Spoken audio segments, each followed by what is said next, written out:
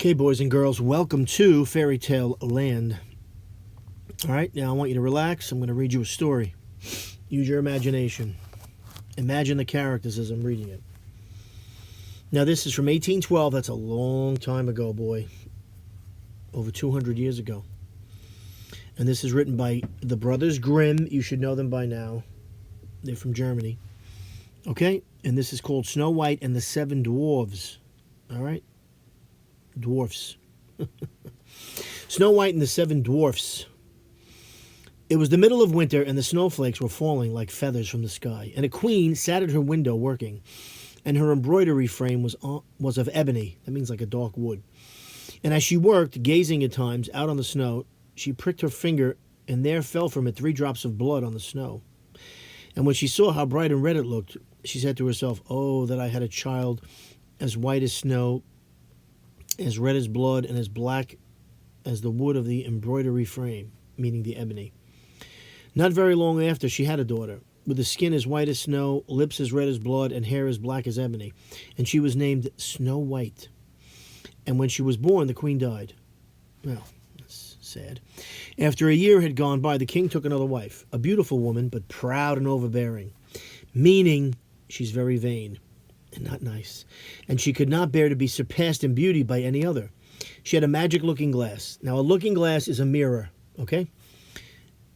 And she used to stand before it and look in it and say, "Looking glass upon the wall, who is the fairest of us all?" And the looking glass would answer. Ooh, it was magical.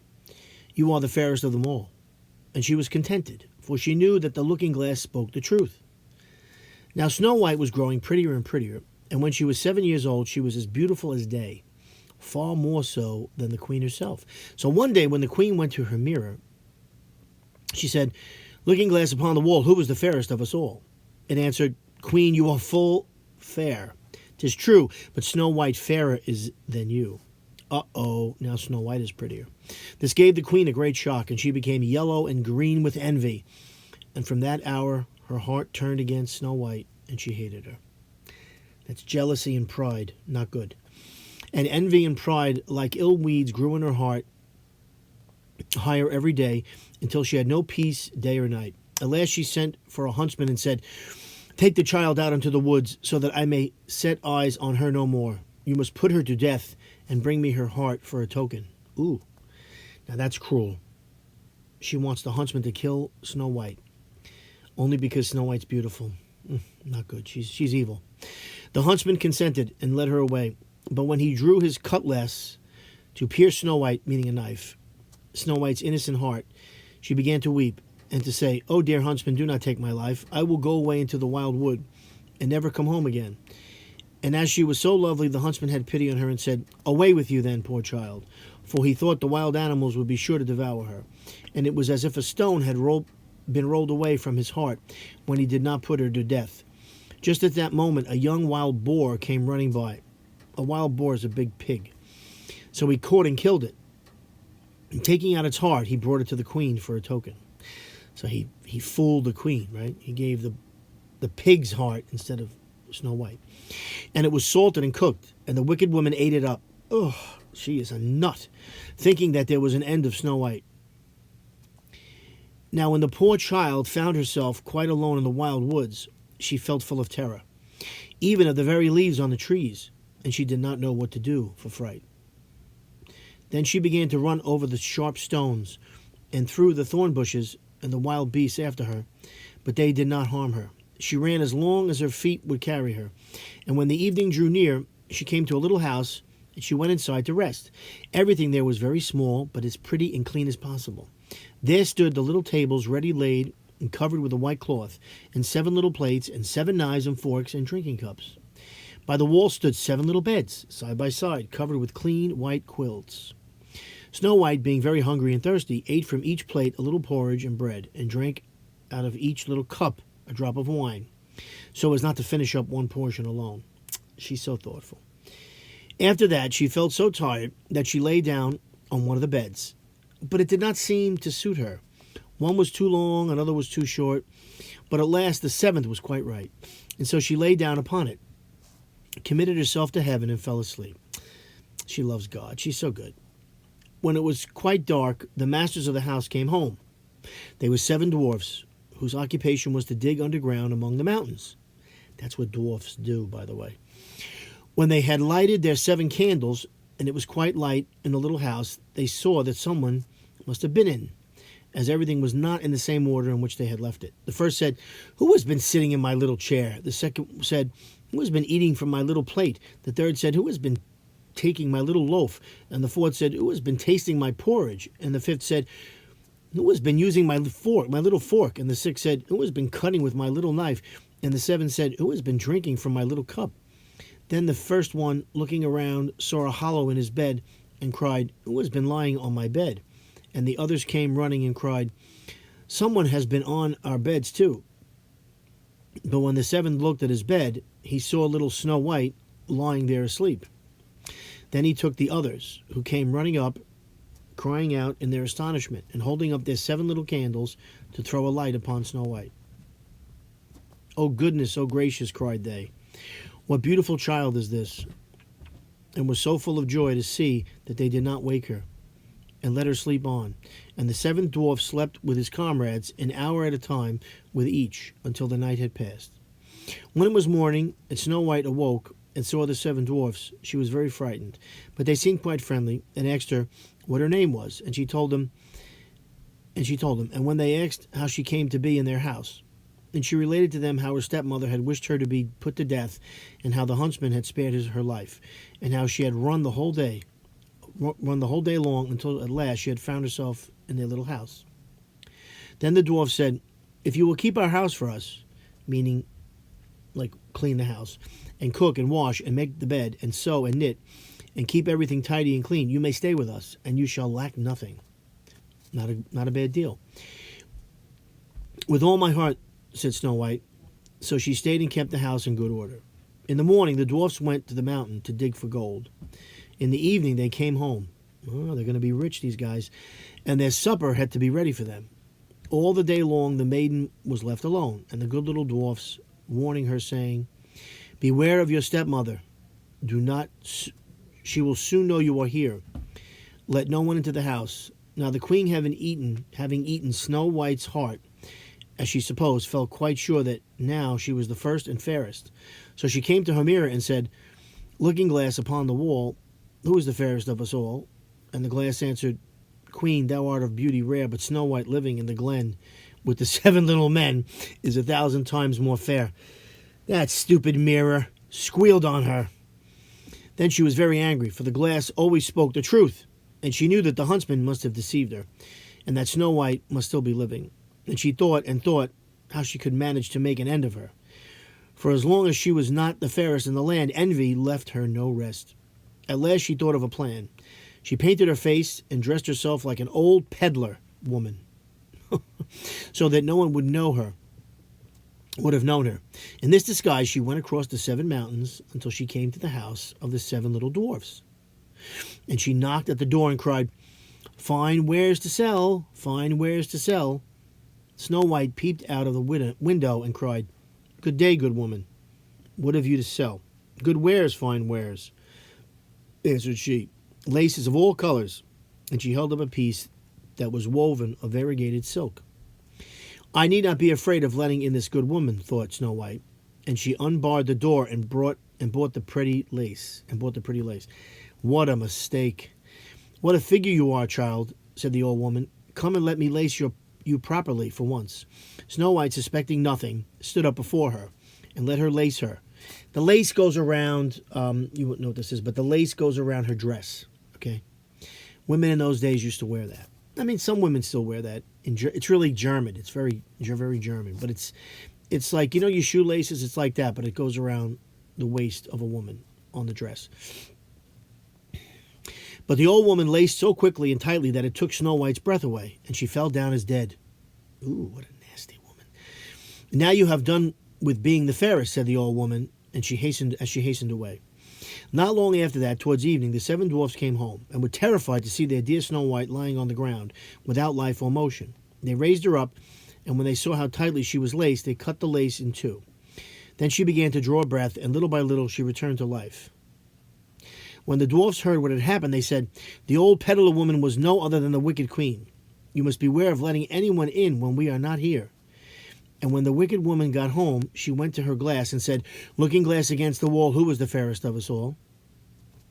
And it answered, as before, "Queen, thou art of beauty rare, but Snow White living in the glen with the 7 little men is 1,000 times more fair." When she heard that, she was so struck with surprise that all the blood left her heart, for she knew that Snow White must still be living. "But now," said she, "I will think of something that will be her ruin. And by witchcraft, I knew it. I knew this one was a devil worshiper, because that's what people are who do witchcraft. And by witchcraft, she made a poisoned comb. Must be like a honeycomb. And then she dressed herself up to look like another different sort of old woman. So she went across the 7 mountains and came to the house of the 7 dwarfs and knocked at the door and cried, 'Good wares to sell, good wares to sell.' Snow White, looking out, and said, 'Go away. I must not let anybody in.' 'But you are not forbidden to look,' said the old woman, taking out the poisoned comb and holding it up. It pleased the poor child so much that she was tempted to open the door. And when the bargain was made, the old woman said, 'Now for once, this is a comb for the hair.' I'm thinking of a honeycomb. This is the comb for your hair." And when the bargain was made, the old woman said, "Now for once your hair shall be properly combed." Poor Snow White, thinking no harm, let the old woman do as she would. But no sooner was the comb put in her hair than the poison began to work. Oh no, she had poison on the comb. And the poor girl fell down senseless. "Now, you paragon of beauty," said the wicked woman, "this is the end of you," and went off. By good luck it was now near evening, and the 7 little dwarfs came home. When they saw Snow White lying on the ground as dead, they thought directly that it was the stepmother's doing, and looked about, found the poisoned comb, and no sooner had they drawn it out of her hair than Snow White came to herself and related all that had passed. Then they warned her once more to be on her guard and never again to let anyone in at the door. And the queen went home and stood before the looking glass and said, "Looking glass against the wall, who was the fairest of us all?" And the looking glass answered as before, "Queen, thou art of beauty rare, but Snow White living in the glen with the 7 little men is 1,000 times more fair." When she heard the looking glass speak thus, she trembled and shook with anger. "Snow White shall die," cried she, though it should cost me my own life." Ooh, she's really nuts. And then she went to a secret lonely chamber where no one was likely to come, and there she made a poisonous apple. It was beautiful to look upon, being white with red cheeks, so that anyone who should see it must long for it. But whoever ate even a little bit of it must die. When the apple was ready, she painted her face and clothed herself like a peasant woman. A peasant is like someone who is almost like a farmer, and went across the 7 mountains to where the 7 dwarfs lived. And when she knocked at the door, Snow White put her head out of the window and said, "I dare not let anybody in. The 7 dwarfs told me not to." "All right," answered the woman. "I can easily get rid of my apples elsewhere. There, I will give you one." "No," answered Snow White, "I dare not take anything." "Are you afraid of poison?" said the woman. "Look here, I will cut the apple in 2 pieces. You shall have the red side, I will have the white one." For the apple was cunningly made, that all the poison was in the rosy half of it, meaning the red half. Snow White longed for the beautiful apple, and she saw the peasant woman eating a piece of it. She could no longer refrain, but stretched out her hand and took the poisoned half. But no sooner had she taken a morsel of it into her mouth than she fell to the earth as dead. See, she's just not listening to these dwarfs. And the queen, casting on her a terrible glance, laughed aloud and cried, "As white as snow, as red as blood, as black as ebony. This time the dwarfs will not be able to bring you to life again." And when she went home and asked the looking glass against the wall, who was fairest of us all, at last it answered, "You are the fairest now of all." Then her envious heart had peace, so much as an envious heart can have. The dwarfs, when they came home in the evening, found Snow White lying on the ground, and there came no breath out of her mouth, and she was dead. That is so sad. They lifted her up, sought if anything poisonous was to be found, cut her laces, combed her hair, and washed her with water and wine. But all was of no avail. The poor child was dead, and remained dead. Then they laid her on a bier. Now a bier is just like a piece of wood, that you put a person on who's almost like a stretcher, like that. You put someone on who can't walk. And sat all 7 of them around it and wept and lamented 3 whole days. And then they would have buried her. They would have buried her. But that she looked still as if she were living, with her beautiful blooming cheeks. So she looked good. She looked like she was still alive, but she wasn't breathing. So they said, we cannot hide her away in the black ground. And they made a coffin of clear glass, so as to be looked into from all sides. Now, back in those days, they did make coffins of glass, believe it or not. I've seen them myself, but you may not have seen one. But they do make them. And they laid her in it, and wrote in golden letters upon her name, and that she was a king's daughter. Then they set the coffin out upon the mountain, and one of them always remained by to watch it. And the birds came too, and mourned for Snow White. First an owl, then a raven, and lastly a dove. Now for a long while Snow White lay in the coffin, and never changed, but looked as if she were asleep. For she was still as white as snow, and as red as blood, and her hair was as black as ebony. It happened, however, that one day a king's son, that's a prince, rode through the wood, the forest, and up to the dwarf's house, which was near it. He saw on the mountain the coffin, and beautiful Snow White within it. And he read what was written in golden letters upon it. Then he said to the dwarfs, let me have the coffin, and I will give you whatever you like to ask for it. But the dwarfs told him that they could not part with it for all the gold in the world. But he said, I beseech you to give it to me, for I cannot live without looking upon Snow White. If you consent, I will bring you to great honor and care for you if you were my brethren, meaning my relatives. When he so spoke, the good little dwarfs had pity upon him and gave him the coffin, and the king's son called his servants and bid them carry it away on their shoulders. Now it happened that as they were going along, they stumbled over a bush, and with the shaking, the bit of poisoned apple flew out of her throat.